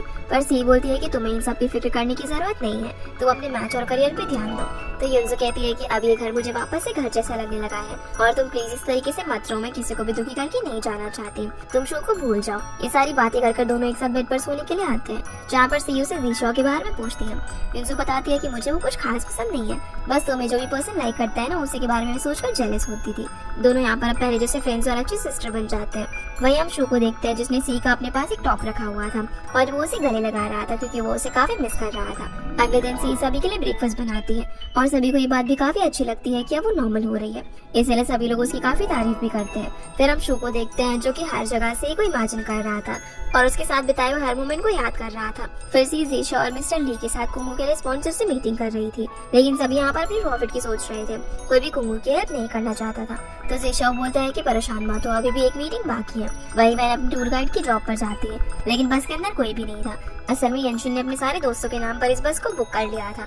जालिन उससे गुस्सा होकर बस से उतरने लग जाती है तो येनशिन भी उसके पीछे पीछे जाता है। फिर हम युनजू और वेवे को एक साथ में देखते हैं, जहाँ युनजू वेवे को बोलती है कि वो जीशा और सी को कैसे भी करके साथ में ले आए। वेवे तो ये नहीं करना चाहती थी, पर युनजू कहती है कि अभी वो अब्रॉड चली जाएगी और तीनों ही लव में टूटे हुए हैं। जीशा वैसे भी सी को बहुत ज्यादा पसंद करता है, इसलिए इन दोनों को साथ रहना चाहिए और उसके काफी इंसिस्ट करने पर वेवे भी मान जाती है। वहीं जीशा एक लेडी को लेकर आता है सी और उसके डैड के पास, जो कि कुंगू को स्पॉन्सर करना चाहती थी और उनके जो रिक्वायरमेंट्स थे वो सी को भी अच्छे लगते हैं, इसीलिए उसके साथ ही वो लोग कॉन्ट्रैक्ट साइन करना चाहते थे। फिर हम येनशिन और वेन को एक साथ में देखते हैं, जहाँ येनशिन बोलते हैं कि शू और सी एक साथ आ जाएंगे, पर वो इस बात को घुमा के बोल देता है। इस पर वेन बोलती है कि ठीक है, अगर शू और सी 1 महीने के अंदर नई लाइफ स्टार्ट कर लेते हैं तब मैं और तुम भी साथ में आ जाएंगे। जो सुनकर येनशिन यहाँ पर उसे मनाने का ट्राई करता है, लेकिन वो चली जाती है। फिर हम उसी लेडी को देखते हैं जिसने सी के साथ कॉन्ट्रैक्ट साइन किया था। वो शूज से आकर मिलती है क्योंकि उसी ने उन्हें उसके पास भेजा था और ये सब उसी का प्लान था ताकि कुंगू को एक अच्छा स्पॉन्सर मिले, यानी कि वो ये सब कुछ सिर्फ सी और कुंगू की मदद करने के लिए कर रहा था। इसके बाद वो जैक से अपने प्लान के बारे में बात करता है कि उसने पहले ये हेज ग्रुप को 2 पार्ट में बांट दिया है, एक हेज ग्रुप और दूसरा शिनहुआ एंटरटेनमेंट जो कि उसके डैड की कंपनी थी। इससे मिस्टर वो अपना सारा पैसा हेज ग्रुप में लगा देंगे। हेज ग्रुप के अंदर सारी लॉस वाली कंपनी होगी क्योंकि सारी प्रॉफिटेबल कंपनी का जो पार्ट था वो शू ने पहले ही शिनहुआ एंटरटेनमेंट में ट्रांसफर कर दिया था। जो सुनकर जैक बोलता है कि तुमने इसे प्रेसिडेंट बनने से पहले प्लान कर लिया था ना। इस पर शू स्माइल करता है। अब वो उसे 12 घंटे बाद पे करने के लिए बोलता है जिस पर वो भी एग्री कर जाता है, लेकिन येनशिन काफी टेंशन में था क्योंकि उसे जैक पर ट्रस्ट नहीं था पर शू को था। तभी वो खिड़की में से सी को देखता है जो कि अंदर आने का ट्राई कर रही थी, इसलिए येनशिन जाकर उसके लिए दरवाजा ओपन करता है। पर येनशिन सी को बोलता है कि वेन को बताना कि मैंने तुम्हारी हेल्प की है। ये बोलकर यहाँ से चला जाता है। सी बोलती है कि हम पहले से फिर से स्टार्ट करते हैं, मुझे एक स्पॉन्सर मिल गया है और मैं बहुत पैसे इनकम करूंगी और तुम्हें बॉस की तरह रखूंगी। लेकिन शोज की बात नहीं सुनता तो सी उसे हक कर लेती है और उसे बोलती है कि हम साथ हो जाएंगे। फिर उसे किस करके डांस करते करते वहाँ से चले जाती है। शो भी उसकी हरकतें देखकर काफी ज्यादा स्माइल करने लग जाता है। इसके बाद हम देखते हैं कि अब पावर ट्रांसफर करने का टाइम आ गया था। मिस्टर वो अपनी टीम के साथ आ जाते हैं और मीडिया सबको कवर कर रही थी, लेकिन अभी तक जैक का कोई भी रिप्लाई नहीं आया था। येनशिन शो को बोलता है कि शायद जैक इन्वेस्ट नहीं करेगा। ये सारी न्यूज लाइव सी और उसकी फैमिली भी देख रही थी। सी अब खाना लेने के बहाने बाहर चली जाती है और उसके साथ वेन भी थी। वहीं शू जब मीटिंग रूम में जाता है तो मिस्टर वो उसके पास आकर बोलते हैं कि चलो अब साइन कर लो, पर शू बोलता है कि रुको अभी भी 3 मिनट बाकी है और 3 मिनट बाद ही मीटिंग स्टार्ट करेंगे। टाइम खत्म होते ही वो उसे फाइल साइन करने के लिए देता है। अब जैसे वो साइन करने वाला था तभी उसे जैक का मैसेज आता है कि उसने इन्वेस्टमेंट कर दी है। शू फिर यहाँ पर सभी को बताता है कि हेज ग्रुप की जो भी प्रॉफिटेबल कंपनी है उसे शेयरों में ट्रांसफर कर दिया गया है और शेयर होल्डर का जो भी लॉस हुआ है सब शू पे करेगा। अब हेज ग्रुप का चेयरमैन ना तो वो रहेगा ना ही मिस्टर वो, ये दोनों ही सेम पोजीशन पर रहेंगे और क्योंकि शेनहू कंपनी जो कि उसी की थी इसलिए वो उसका मालिक तो रहेगा ही, जिस वजह से मिस्टर वो को यहाँ पर काफी ज्यादा लॉस हो जाता है।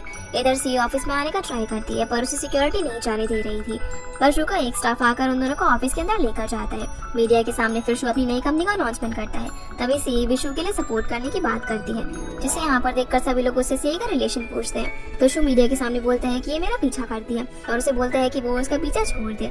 इस सबसे सी को बहुत ज्यादा बुरा लगता है कि उसने उससे इतनी ज्यादा रूडली बात की, जो घर की शू भी काफी इमोशनल हो जाता है, पर वो ये सब सी के लिए कर रहा था। येनशिन अब शू को घर लेकर जाता है जहाँ पर वो उससे बोलता है कि आप इतना बड़ा शांत कैसे हो और सी और आप पहले जैसे क्यों नहीं हो सकते। तब शू बोलता है कि मेरी वजह से मिस्टर वू की सारे पैसे डूब गए हैं, तुम्हें क्या लगता है कि वो मुझे ऐसे ही छोड़ देगा? सी को बचाने के लिए मैं कुछ भी करूंगा और तुम वेन से भी दूर रहना ताकि उसे भी कोई प्रॉब्लम ना हो। साथ ही वो उसे एक लड़की ढूंढने के लिए बोलता है जिससे वो डेट कर सके। फिर हम सी को देखते हैं जो कि आखिरी बार अपने जिम में बॉक्सिंग कर रही थी क्योंकि अगले दिन ये जगह खाली करनी पड़ेगी। उसका मूड भी यहाँ पर काफी खराब था।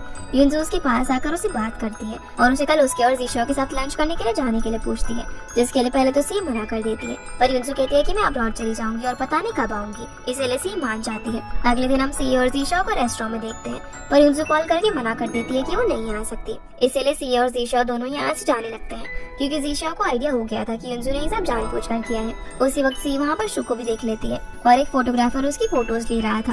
सी जाकर उसे डांटने लग जाती है। जीशो उसे रोकने का ट्राई करता है पर वो नहीं सुनती। तभी शू बाहर आता है और उसे बोलता है कि तुम अच्छी फोटो लेते हो, जो सुनकर सी बोलती है कि पहले तो तुम किसी को भी फोटो नहीं देते थे। तभी वहाँ पर एक लड़की आती है और शू से उसकी गर्लफ्रेंड बोल के इंट्रोड्यूस करवाता है, जो सुनकर सी बहुत ज्यादा शॉक हो जाती है। वो उससे पूछती है कि क्या सच में तुम्हारी गर्लफ्रेंड है? तो शू हाँ बोलता है। इसलिए अब जीशो भी सी को यहाँ से ले जाता है, जिसके जाने के बाद शू बोलता है कि उस फोटोग्राफर को बोलो कि सारी फोटोज वायरल कर दे, मैं चाहता हूँ कि सभी लोगों को इसके बारे में पता चले। वही वेन भी येनशिन से मिलने के लिए आती है, पर येनशिन बोलता है कि मैं अभी नहीं मिल सकता। वेन बोलती है कि तुम मुझसे ब्रेकअप करना चाहते हो, तुमने तो बोला था ना कि तुम मुझे प्रोटेक्ट करोगे, और वहाँ से गुस्सा होकर चली जाती है। पर येनशिन उसे बता नहीं पाता कि वो ये सब उसकी सेफ्टी के लिए कर रहा है। फिर हम मिस्टर वू को एक पुरानी बिल्डिंग के अंदर देखते हैं जहाँ पर एक आदमी बोलता है कि सभी लोग पैसे मांग रहे हैं और कंपनी भी सेल हो गई है। अब उसकी हालत काफी ज्यादा खराब हो गई थी, इसलिए मिस्टर वू डिसाइड कर लेता है कि वो शू को नहीं छोड़ेगा। इधर शू येनशिन को मिस्टर वू का पता लगाने के लिए बोलता है, पर येनशिन आकर बोलता है कि उसे कुछ नहीं पता कि वो कहाँ पर है। शू बोलता है कि मेरी वजह से उसका इतना लॉस हुआ है, इसलिए उसने मुझे बर्बाद करने का प्लान तो बना ही लिया होगा, उसे ढूंढना मत छोड़ना। इधर सी युनजो और वे भी न्यूज देख रहे थे जिसमें शू अपनी गर्लफ्रेंड के साथ शादी का अनाउंसमेंट करता है, जहाँ सी नोटिस करती है कि शू इस पॉइंट पर बार बार अपनी नेक को टच कर रहा था। ये देखकर उसे उस दिन की बात याद आती है जब उसने शू को बोला था कि जब भी वो झूठ बोलता है वो जाने अनजाने में बार बार अपने नेक को टच करता है, और जब शू न्यूज के अंदर बोल रहा था कि वो सी को नहीं बल्कि लिली को प्यार करता है, तभी उसने नेक को टच किया। जिससे सी को कंफर्म हो जाता है कि शू सब कुछ झूठ बोल रहा है और ये सब सोचकर वो हंसने लग जाती है, जिससे इस तरह देखकर युनजू और वेवे भी काफी कंफ्यूज हो रहे थे। तभी सी डिसाइड करती है कि वो अब अपने करियर और अपने लव दोनों को ही पाकर रहेगी। सी फिर लिली से मिलने के लिए जाती है और उसे बोलती है कि शू सिर्फ मुझसे प्यार करता है। इस बात में दोनों के बीच फाइट होने लग जाती है, लेकिन बाद में हमें पता चलता है कि ये तो सिर्फ सी का सपना था। अगले दिन युनजू एयरपोर्ट आती है क्योंकि आज वो अब्रॉड जा रही थी। तभी वहाँ पर ज़ीशाओ भी अपना बैग लेकर आ जाता है। वो युनजू से माफी मांगते और बोलता है कि जब तुमने मेरा पेन लौटा दिया। यहाँ से अब सीन फ्लैशबैक में जाता है, जहाँ पर हम देखते हैं कि युनजू ने जब वो पेन ज़ीशाओ को वापस कर दिया था तब उसे अपनी गलती का एहसास हो गया था और अब प्रेजेंट में ज़ीशाओ युनजू को बोलता है कि हम सिर्फ फ्रेंड नहीं उससे भी बढ़कर है, जो सुनकर युनजू बहुत ज्यादा खुश हो जाती है और दोनों एक दूसरे को हक करते हैं। फिर हम शू और येनशिन को देखते हैं जो कि अभी भी मिस्टर वू को ढूंढ रहे थे, लेकिन उसका कोई भी अता पता नहीं था। शू बोलता है कि वो अच्छा इंसान नहीं है और वो कभी भी हमला कर सकता है, जब तक उसका कोई पता न चले तब तक सी सेफ नहीं है। जैसे ही दोनों ऑफिस पहुंचते हैं तो वहाँ पर सी पहले से ही मौजूद थी। सी उसके लिए खाना लेकर आती है, पर शू उससे काफी रूडली बात करता है और उसका खाना डस्टबिन में फेंक देता है। साथ ही वो बाकी स्टाफ से भी बोलते हैं कि जो भी इसे अंदर लाएगा उसे मैं जॉब से निकाल दूंगा। तभी एक लड़की सी को यहाँ से बाहर लेकर जाती है। वो उसे बोलती है कि शू अभी बहुत ज्यादा घबराया हुआ है, ऑफिस में सिक्योरिटी भी बहुत ज्यादा टाइट है, पता नहीं क्या हो रहा है। जो सुनकर सी उसे बोलती है कि तुम्हें ना शू की हेल्प करनी होगी। रात में शू अपने फोन में सी की वीडियोस देख रहा था और उसे काफी मिस कर रहा था। तभी उसे उसका मैसेज आता है और दोनों स्माइल करके सो जाते हैं। अगले दिन सी शू की जिम जाती है और सारे मशीन को चेक करने लग जाती है, पर शू के आते ही ना उसे बार बार बोलने लग जाती है कि अरे इस मशीन में नहीं उस मशीन में जाओ, वहाँ पर ये करो, जिससे शू इरिटेट होकर जिम कोच को बुलाकर बोलता है कि इस लड़की को बाहर भेजो। पर सी उन्हें अपना VIP कार्ड दिखाती है, इसलिए कोई भी उसे जिम से नहीं निकाल सकता था, इसलिए अब शू खुद ही वहाँ से चला जाता है। अब जब वो स्विमिंग पूल की तरफ जाता है तो सी वहाँ पर भी आ जाती है, लेकिन वहाँ पर भी वो उसे इग्नोर ही कर रहा था। सी फिर यहाँ से सीधा लिली से मिलने के लिए जाती है, जो कि येनशिन से फोन पर किसी एग्रीमेंट की बात कर रही थी। इस बात को सी सुन लेती है। वो बोलती है कि हम दोनों अगर साथ में रहेंगे तो न्यूज में रहेंगे और ये लव वगैरह की मुझे कोई फिक्र नहीं है। जो सुनकर सी बोलती है कि अच्छा तो तुम उसका फायदा उठा रही हो। इस पर लिली उसे बोलती है कि तुम कभी नहीं समझोगी, शू बहुत ज्यादा स्मार्ट है, उसे पता है कि उसे क्या करना है। उसी वक्त शू भी वहाँ पर आ जाता है तो सी उसे बोलती है कि तुम मुझसे प्यार करते हो, ये बात भला क्यों नहीं मानते तुम अपने इमोशंस को फील नहीं कर रहे हो। पर शू इस वक्त कुछ भी मानना नहीं चाहता था। तभी लिली आ जाती है और शू बोलता है कि चलो हम शादी कर लेते हैं। इस पर लिली भी हाँ में जवाब देती है और दोनों यहाँ से चले जाते हैं। जिन्हें देखकर सी बोलती है कि हाँ हाँ जाओ जाओ कर लो शादी, मैं भी देखती हूँ कैसे करोगे तुम लोग शादी। शू अब जहाँ भी जाता है सी उसके पीछे पीछे वहाँ पर जाने लगती है। वॉशरूम जाने में बेचारे को डर लग रहा था कि कहीं सी यहाँ पर भी ना आ जाए। सी उसे मैसेज करके जैस्मिन प्लान का ख्याल रखने के लिए बोलती है, तो शू येनशिन को जैस्मिन की फोटो पोस्ट करने के लिए बोलता है ताकि वो उसे देख सके। फिर वो उसे कहता है कि मैं उसे कैसे बताऊं कि मैं जैस्मिन का कितना ख्याल रखता हूँ, और अब तो उसके अंदर फ्लावर्स भी आ गए हैं। येनशिन को अब यहाँ पर ना चाहते भी उसकी फोटो अपलोड करनी पड़ती है। इसके बाद हम शू के ऑफिस के बाहर बहुत सारे मीडिया को देखते हैं। तभी सी वहाँ पर आकर सभी के सामने बता देती है कि वो शू को कितना प्यार करती है, पर शू बोलता है कि वो उससे प्यार नहीं करता, जो सुनकर सी को काफी बुरा फील होता है। और दूसरी तरफ ये न्यूज मिस्टर वो भी देख रहे थे। अंदर जाने के बाद येनशिन उससे बोलता है कि क्या आप सच में शादी करोगे। शू बोलता है कि अगर ये सब करने से सी सेफ रहेगी तो मैं जरूर करूंगा, पर येनशिन बोलता है कि मैं वैन को बहुत ज्यादा मिस करता हूँ। अगर फ्यूचर में सी को कुछ भी होता है तो वैन भी मुसीबत में आएगी, और गुस्से में वहाँ से निकल जाता है। रात में अब शू काफी ज्यादा सैड था और अपने ड्राइवर से सी के बारे में पूछता है, पर उसको भी उसके बारे में कुछ नहीं पता था। अब वो कार से उतरकर रोड पे खड़ा हो जाता है और ड्राइवर को जाने के लिए बोलता है। तभी मिस्टर वू अपनी कार लेकर वहाँ पर आ जाता है और सी जो कि स्कूटर से आ रही थी वो शू को देख लेती है। वो ये भी देखती है कि सामने से एक ट्रक आ रहा है, इसलिए वो जोर से उसका नाम चिल्लाती है। अब शू तो यहाँ पर बच जाता है, पर उस कार ने सी का एक्सीडेंट कर दिया था। तभी वहाँ पर काफी तेज बारिश भी शुरू हो जाती है। सी को इस हालत में देखकर शू से माफी मांगता है, वो काफी ज्यादा रोता भी है। इसके बाद हम सी को हॉस्पिटल में देखते हैं जहाँ पर उसकी फैमिली भी थी। शू भी काफी सैड होकर यहाँ पर बैठा हुआ था। अगले सुबह हमें न्यूज में दिखाया जाता है कि मिस्टर वू को पुलिस ने अरेस्ट कर लिया है मर्डर और किडनैपिंग के जुर्म में, लेकिन इस एक्सीडेंट की वजह से सी कोमा में चली जाती है। शू उसका यहाँ पर बहुत ज्यादा ख्याल रख रहा था और उसे जैस्मिन भी लाकर दिखाता है। वो युनजू से वीडियो कॉल पर बात कर रहा था और सी को बोलता है कि अगर वो नहीं उठेगी ना तो युनजू और ज़ीशाओ भी यहाँ पर आ जाएंगे। लेकिन ये सब करते करते बहुत दिन हो जाते हैं और सी अभी भी कोमा के अंदर ही थी। इसलिए शू विशिंग पॉइंट के पास जाकर विश मांगता है कि सी ठीक हो जाए और उसके लिए वो अपनी किस्मत सी को दे देगा और उसके लिए कुछ भी करेगा। वो अब हॉस्पिटल आकर सी को वही ब्रेसलेट देता है और बोलता है कि पता नहीं तुम उठने के बाद मुझसे प्यार करोगी भी या फिर नहीं। ये बोलकर वो जैस्मिन को पानी देता है, पर तभी सी की आँख खुल जाती है। वो शू के पास जाकर उसे पीछे से हक कर लेती है, जो देखकर शू काफी ज्यादा इमोशनल हो जाता है और दोनों अपने प्यार को पाकर एक दूसरे के साथ काफी ज्यादा खुश थे। इसी हैप्पी एंडिंग के साथ ये ड्रामा यहीं पर खत्म हो जाता है। तो गाइस ये थे आज के वीडियो एंड आप लोगों को ये वीडियो पसंद आई होगी तो इस वीडियो को लाइक कर चैनल को सब्सक्राइब जरूर कीजिएगा। आपसे फिर मिलते हैं अगले इंटरेस्टिंग ड्रामा में, तब तक के लिए गुड बाय।